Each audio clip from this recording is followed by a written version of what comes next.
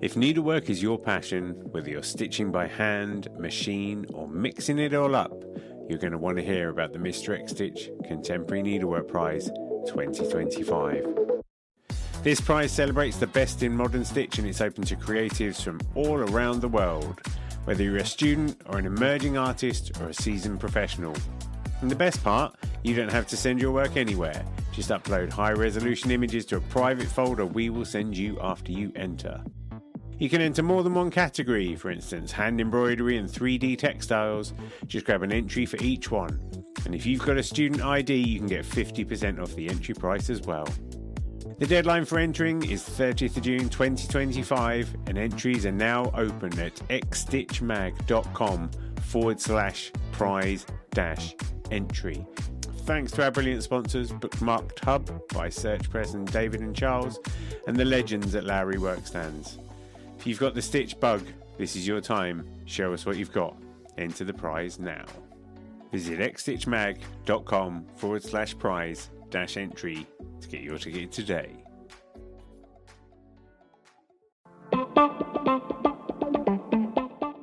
Welcome back to NeedleXChange, a celebration of embroidery and the stories woven into every stitch.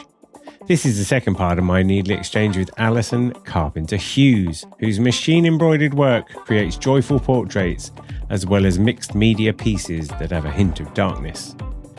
In this episode, Alison shares her connection with Leicester's rich textile heritage and her passion for community art projects, including the Leicester Textile Festival and Mission Magpie.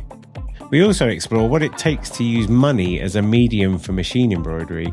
And of course, because it's the second part of our exchange, we find out the kind of music, the kind of films, the kind of books that she likes, and an unusual historical fact that not a lot of people know about Alison. If Alison's award-winning machine embroidery takes your fancy, then be sure to listen to episodes 25 and 26 with the artist Julie Heaton, whose latest piece won the 2024 Hand and Lock Open Award for Embroidery.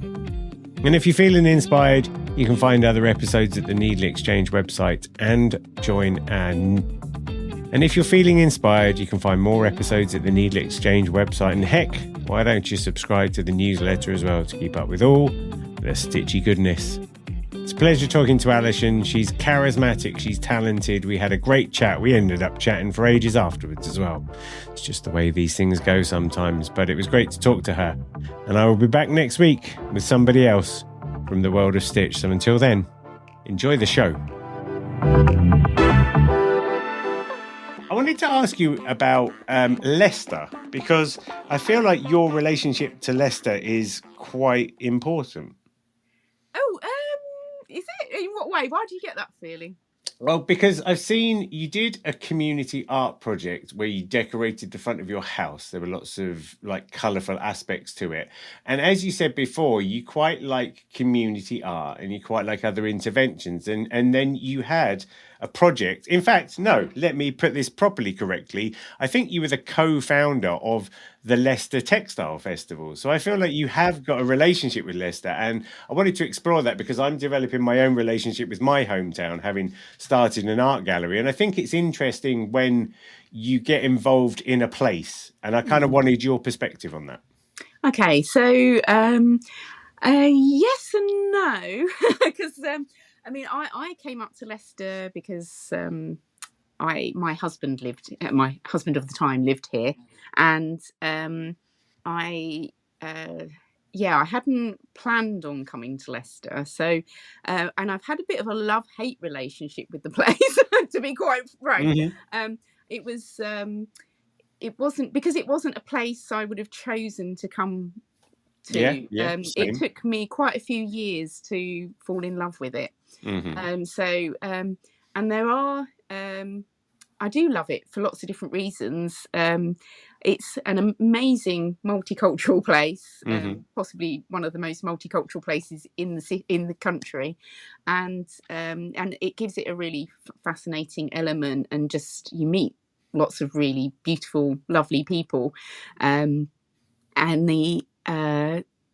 there's there's that element of it, and it's also, when I first came to Leicester, it did have quite an interesting art scene going on, which then kind of disappeared for quite a while, and then places like LCB Depot opened up, and it felt like things started to evolve again, and it has got a lot going on with the arts now. It's really vibrant, and one of the reasons why I started up co-founded the Leicester Textiles Festival was because Leicester has a huge textile heritage, but it's never really been explored that much, and we wanted to celebrate that, so we'd started actually working with LCB Depot to begin with, to put on some textile events, led events. So we were working with different artists and makers doing Skillshare sessions, and we had clothes swaps and textile swaps, and just kind of exploring it in different ways. And they were all free events. We wanted to put this on for the community and for them to be able to come in and enjoy it and start to see textiles in a different way, and also to explore the avenue of reusing stuff and repurposing, and because some of the Skillshare sessions we had were things like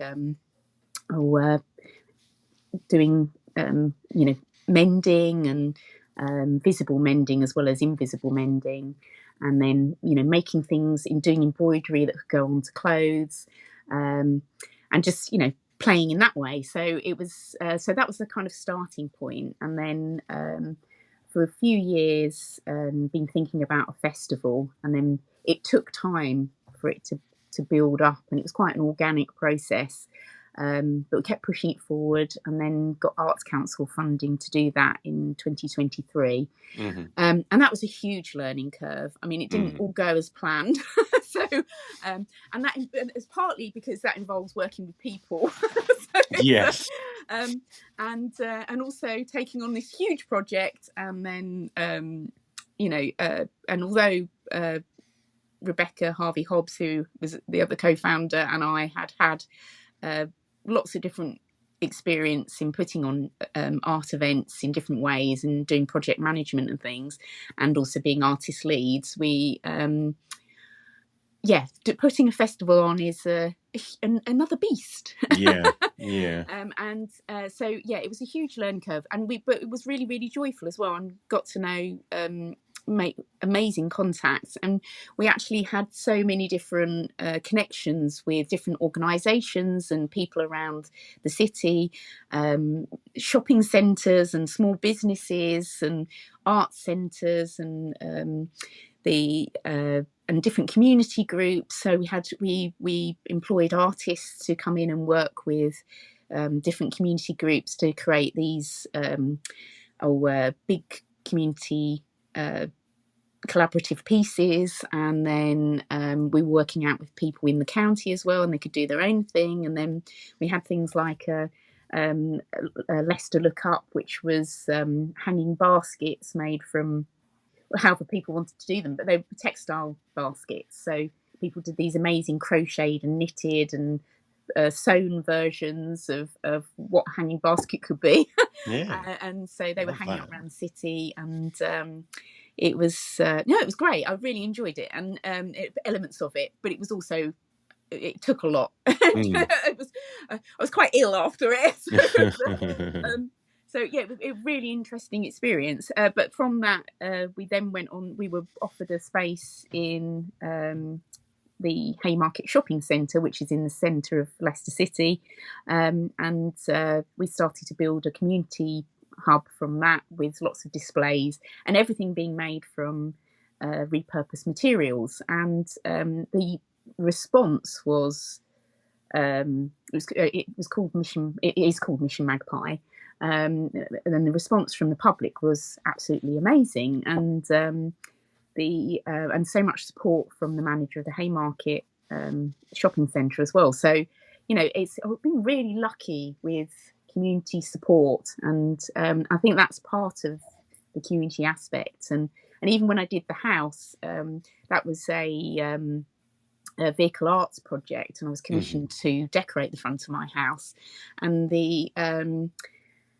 and it was during the lockdowns, so of course nobody was really going anywhere or doing anything, and it was a way of having, other than their kind of daily walk, so it was a way of being able to go and see some art and see something different while not on a walk, and it got to a point where it was I think I worked out that it in all, I think it reached about 30,000 people, because the response in person as well as online was absolutely amazing. And so that was that was a really good feeling, but it was nice. I wanted to do something bright and colourful and just joyous, and yeah, it seemed to have that impact, and I was able to do bits during that as well, where I could give out art kits and things like that. So and people could also add to the installation as well. So I had a connection with a local charity where you paint stones and you leave them out for people to find in different places, and so people started painting stones and leaving them for other people to take, which isn't textiles related, but it's but it was a multimedia installation, because I had real flowers in the piece, and as well as textile elements. So and also people started leaving random stuff that they'd made as well. So it's quite a community collaboration. But I think in terms of it being connected to Leicester, I've moved away from Mission Magpie now, because I got the Develop Pure Creative Practice Fund from the Arts Council earlier last year, which will be going to an exhibition in the future in London. And so I want to sort of have more of a focus on my own practice again. But it has what I was saying earlier about doing that. It has informed my practice. But that's interesting. Made me realise how much I missed my own practice, and that I needed to kind of connect back with that again. And also, personal elements. I've had a lot going on through my life, so in recent years, and particularly in this year, and things like health issues and stuff like that. And I just thought, oh, actually, this is a good point for me to step back and kind of look after myself. So, so I think it's, kind of, there are really great aspects of it, but it can also take quite a toll mentally, because you are putting a lot of yourself out there. But I'm actually coming to a point now where in the next few months, my life's going to be completely changing, and I am going to be leaving Leicester. So it's kind of come, full circle to what you were saying. It's now at a point where because I want to move towards the sea, and but it's just come to a point where it's the right time to do it, and because of personal aspects, and so and every aspect of my life is going to be changing in the next few months. So it's quite exciting, terrifying, but also exciting. So so it'll be interesting to see what new avenues it takes me down. I've like the experience that I've got living in Crewe is not dissimilar, in as much as we moved up here because my wife got a job up here, and I'm not dissing Crewe, but no one ever thinks, oh, I'll move to Crewe. It's just one of those places, But at the same time, in the same way with Leicester as well, and there's other places that, like Nottingham and stuff like that. I think these are towns that no one really thinks much about, but they're really diverse, and we've had a lot of quite quick success in terms of art implementation. Like, we've managed to turn an empty shop into an art gallery. And one of the things I found is that, our town, because it's got Victorian architecture, everyone lives quite closely. So people are already, I think, a bit more relaxed about the cultural diversity of a place that you might find is different in bigger towns. But what I found as well is, if we have artist-led workshops in a space, art is a great leveler, and people don't mind who they're sitting next to, whatever that person's background. A lot of that, the tension that may exist, sort of fades away, I think, because you put people in a creative context and then they're just people being creative. Yes. And to me, that's been like one of the most beautiful things to kind of watch.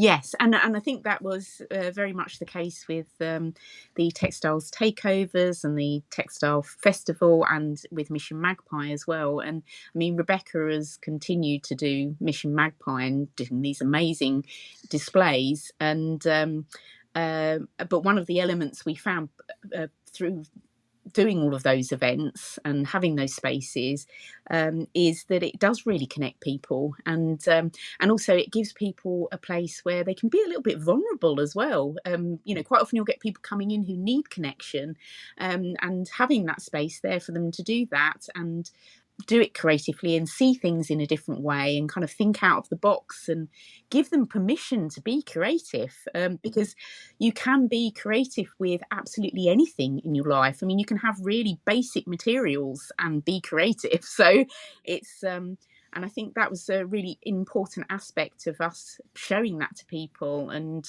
giving them those opportunities to do that. So yeah, I think it's amazing. Yeah. I love as well, we've got a badge maker, which is a rock solid piece of equipment in any art gallery. Those are great, aren't they? Yeah. So I just love it. Like if a family comes in and you'll see the kids making badges and the dad's just sitting there and I'm like, here, make a badge.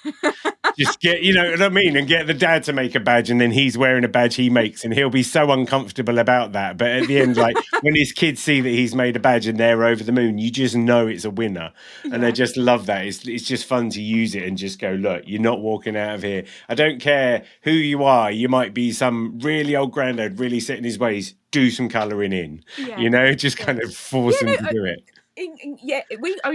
We had so many adults coming in and wanting to join in and what the children were doing, but it was I mean, that's one of the things. I mean, I still teaching workshops, and that's one of the aspects that particularly if I'm working with children, and they'll have their parents in with them, and parents have this really bad habit of interfering. So I mean, there's a case of some things where it might be a little bit more challenging and the child might need a little bit of help to sort of move on to the next stage. But in general, parents have, you know, they kind of just take over because they can see a child struggling, but rather than just helping them through that, they'll try and just do it. And I just have this habit of here you go. You have this, get on with that. Yeah. And then I guide the child through to the next stage. And it's, I think, I mean, I think we'll probably all do that as parents sometimes, where it's like, you know, wanting to help, but it's not helpful. So it's, but I think once they then get involved in their own creativity, they relax a bit, and it's nice seeing what they're doing, and also working next to their child in a very different way. So one of the other best things we've recently got is an electric pencil sharpener as well. So there's a couple of kids who come in and just spend half an hour sharpening all our pencils for us. Over the moon. They're having the best time. We're getting sharp pencils back out of it. It's fantastic, really. So the other thing I wanted to just ask you about, because it comes up as a theme in your work from time to time, is stitching on money. Yes. Yes. Tell me about stitching on money.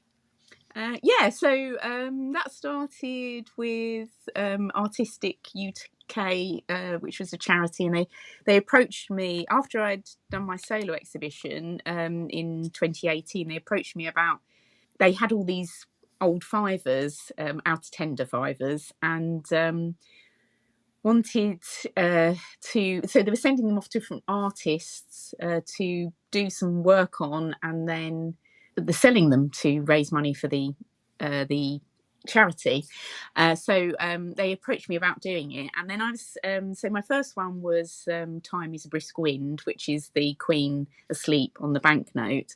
And the reason the idea came to me was because I was thinking about, you know, money being passed through hands and how busy the Queen always was, and that it must be a bit knackering, and just and that sometimes you must feel like, oh, you know, just want to have a rest, and especially if she was getting a bit older then, and it was but also this idea of money passing through hands, and I suppose and then out of tender as well, and time and things like that. And it was so I did the piece of her asleep, and then I was contacted by the Cash's King people, and they were doing an exhibition at the Saatchi Gallery, and they asked me if I wanted to be involved in that. So the 2 pieces I did for that were to do with I suppose I was thinking about money, and it's how it's down to people. Money itself isn't an evil. It's just how it's used. Yeah.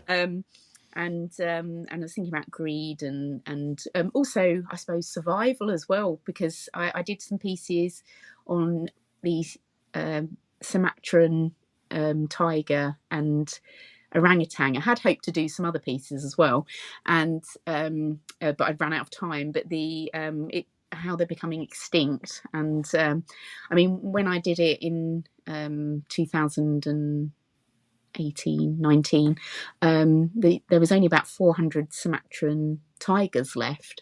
I don't know how many there are now, but they're, with all of the species that are there, the land is being poached, and they're either being killed or shipped off for to be made into medicine, or kept as pets and things like exotic pets and things like that. And there's all kinds of stuff going on. So and I think it's really difficult, because when you look into something, you have one viewpoint, as I say, about the element of the animals becoming extinct, but then you've also got these people that are having to survive in some way, and you don't live in their environment, and you don't know anything of what they experience in life. So it's all about kind of a balance of understanding.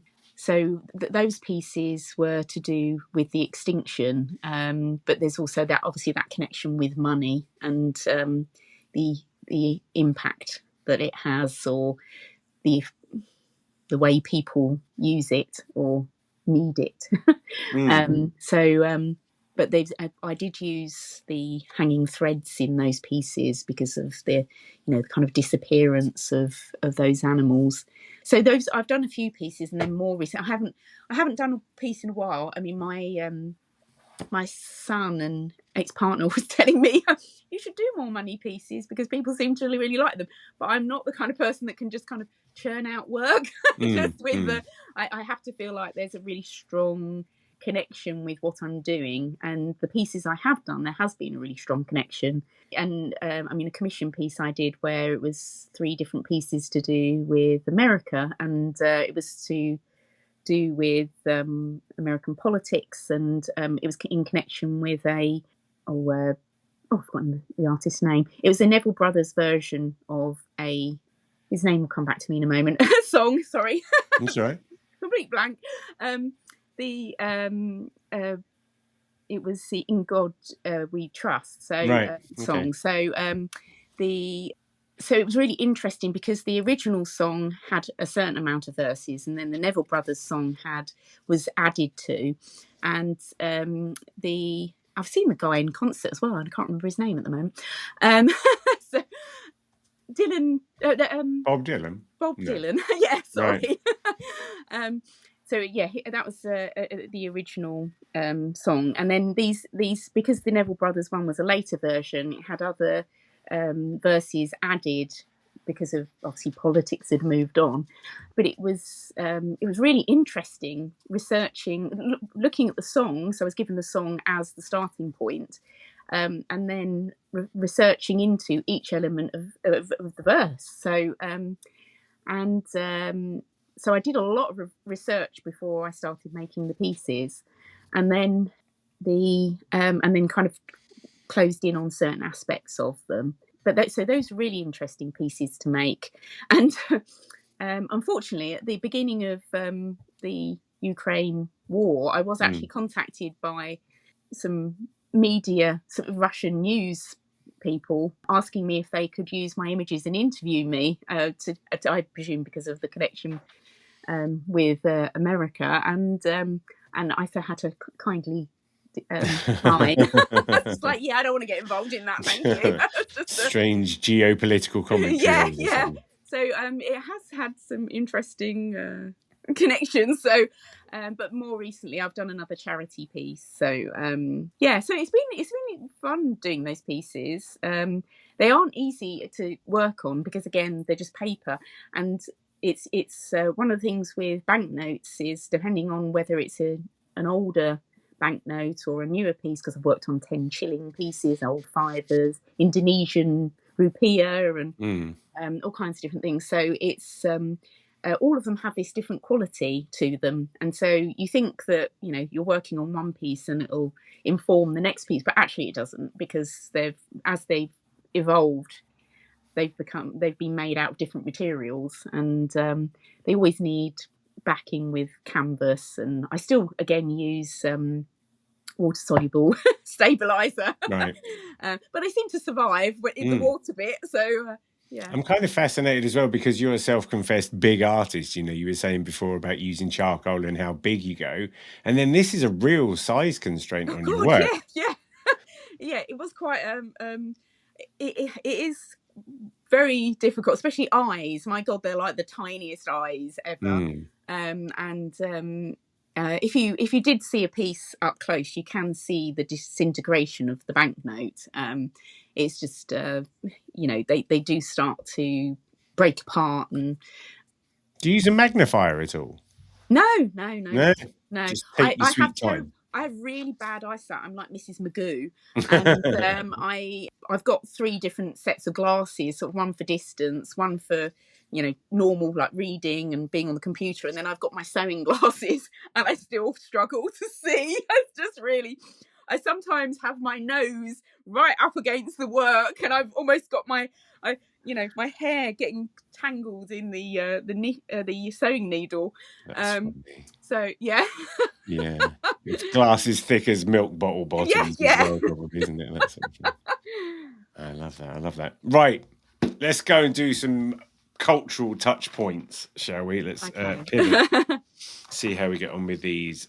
Tell me about your favourite band / album. Okay, so I don't have a favourite band or album. Brilliant. I have extremely eclectic taste in music, from folk, classical to rock and indie and all kinds of things. So I listen to a bit of everything, although I probably am more of a rock chick than anything, because I do like to have a bit of a bounce around the kitchen. So when I'm cooking. So I think when I used to, it's weird because when records were more of a thing, I mean, I know they're more of a thing now, but when I had a record player, I used to play records all the time, and I would just wear out albums from listening to them so much, and probably with CDs as well. But now with things like Spotify, I've got my own, I can make my own albums of different mixes. So I tend to do that. But this last year, and it's kind of continuing into 2025, I've been listening to really big songs that I can sing really loudly and badly to in the car or the kitchen, much to the despondency of everyone around me. But so things like Benson Boone and I've gone back to some old music as well from the 1970s where I can just really let it rip. So that's my song choices. So, do you listen to music while you're working? Oh, it's a really strange thing because sometimes I can have either the radio, absolute radio normally in the background, or I'll put a Spotify on, and then I can cope with it with certain work, but then other times I just have to have complete silence, and it almost becomes like this grating thing. If I've got some music on, I can't quite cope with it, and I think it's usually if I'm finding things a bit challenging that I need that full focus. But if I'm in a joyful, happy spot and the work's going really well, then it's usually the radio in the background. Do you have to listen to the machine much? only if it's sounding like it's going wrong. Right, yeah. Which sometimes it happens quite a lot. Especially when it gets fluffed up with a lot of lint, and I need and it's just not doing what it should be doing, and I have to do a big clean out. So I guess to anyone listening, if your machine is not doing what it should do, it's probably the lint needs cleaning out. Lint, or the occasional fringe hair if you've been staring a bit too closely at it. Something like that. Fantastic. All right, what about TV and film? Got any favourites to share? Yeah, well, because I grew up just watching loads and loads of film, and I had that element in my degree, and I've also worked in a cinema as well. I used to be able to go and see all the free films. I absolutely love film. So again, I don't have one favourite. I have lots of favourites, but I think if it was going to be anything, it would be maybe Room with a View. And because it's a very close book adaptation, and it's just a really beautiful film. But I also have a penchant for children's films. I love The Iron Giant and El Dorado because of the humour, and Toy Story. And I find children's films utterly joyous, and children's books actually. But it's I like, but I just like everything film wise. I sometimes find if the girls go away, if the girls go away for the weekend and I've got films to myself, I often think, I'll watch so and so and such, and now I end up watching like Wreck-It Ralph or some other Disney film or something. You know what I mean? You just go, actually, I don't want to watch Reservoir Dogs now.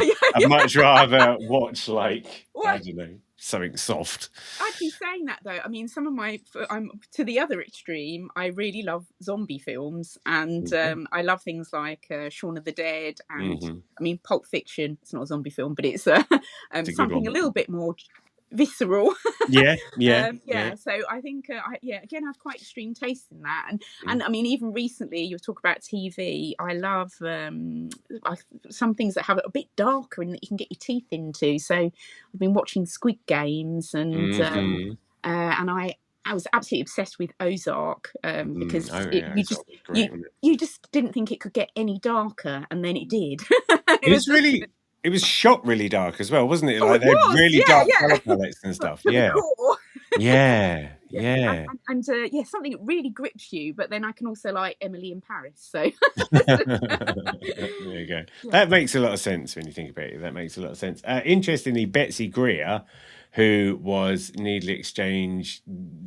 Harriet's the one before you. Betsy's the one before her. Room with a View was her favourite film as well. Oh, yeah. There you go. That's quite handy. Yeah. No, that's great. Okay, what about a good book? And now you've said that, what about a good children's book as well, just for the heck of it? Okay, so book again, it would have to be Room with a View because more. I mean, I have other loves, but it's. But I have read that book more than any other book. And, okay, what is it about that book then? Imagine I'm just a man who's never really paid it much attention. It's just terribly romantic. But it's again, it's the humour. I was actually I did EM Forster at school, and it was in A Passage to India, and that literally killed the book, just going over and over and over it again. And it wasn't, well, for me personally, it wasn't his best book. But I started reading his other books when I left school.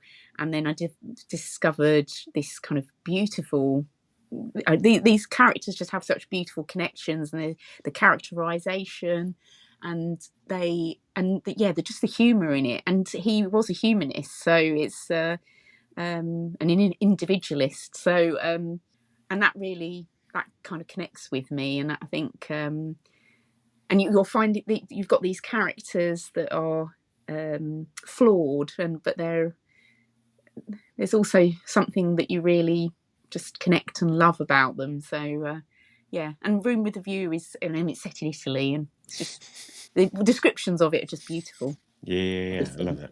Okay, then what about a children's book then? Seeing as you've opened a children's book. Sorry, I forgot about that. I mean, I love the Harry Potter books. I have read those quite a lot.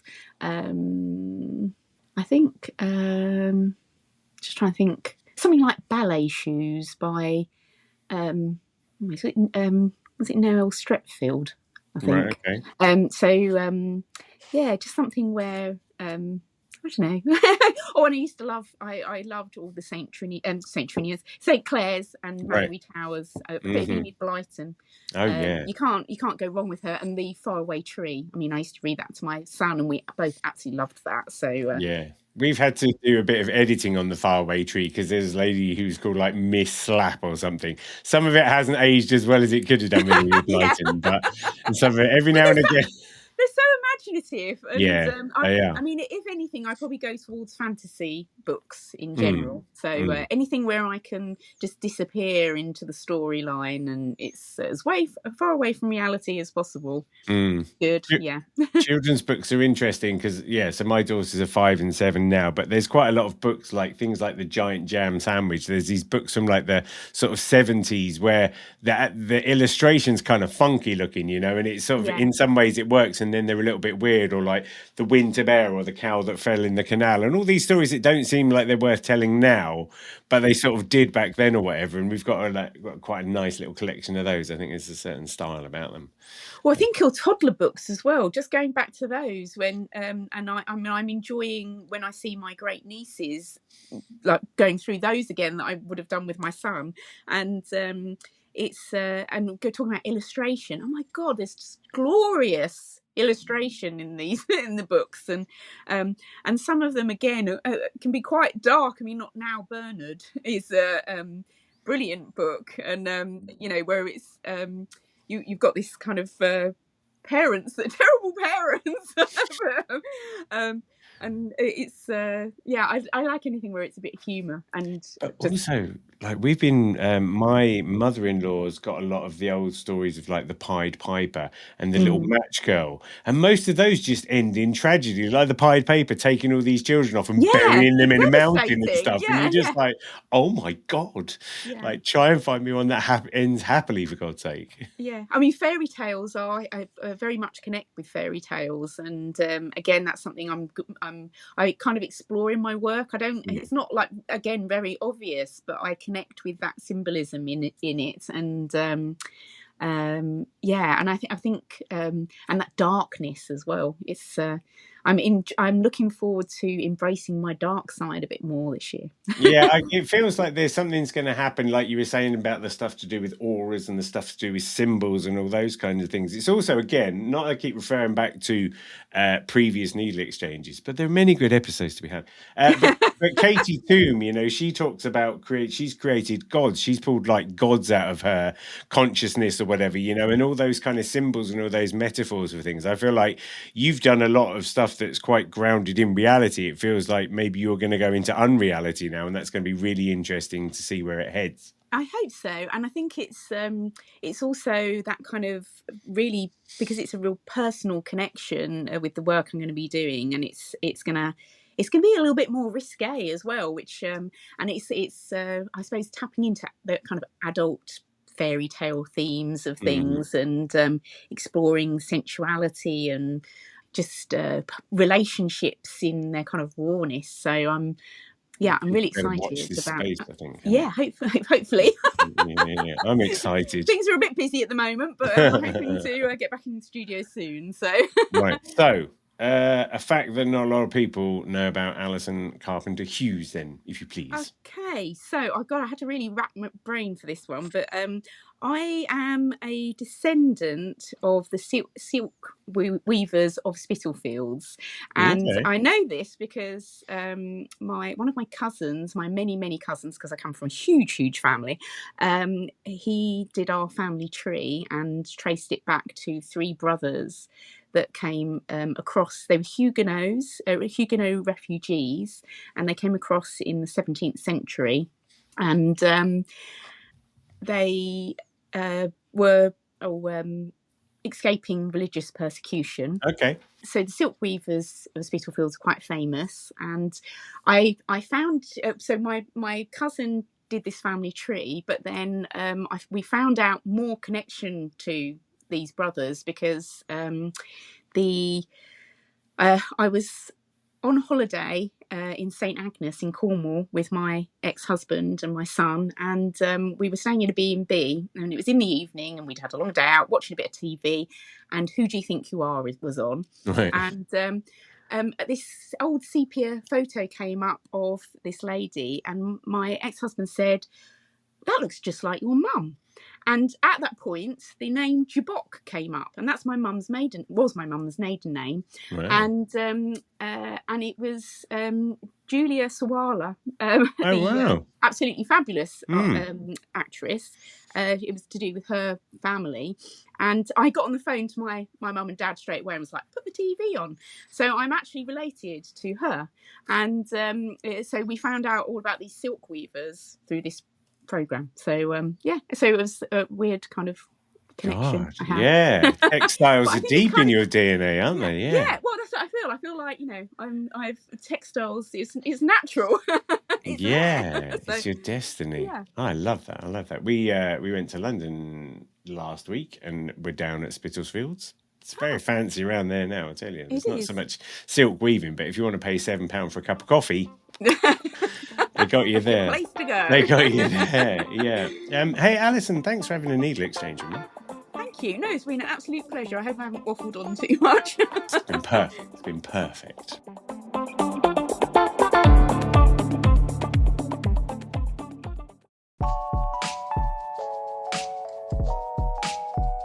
Thanks for joining me on another Needle Exchange. I hope you enjoyed the show.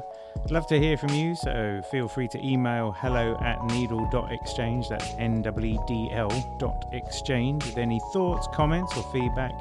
And if you want to keep up with all the news, sign up to the Needle Exchange mailing list at bit.ly/needle exchange. See you next time.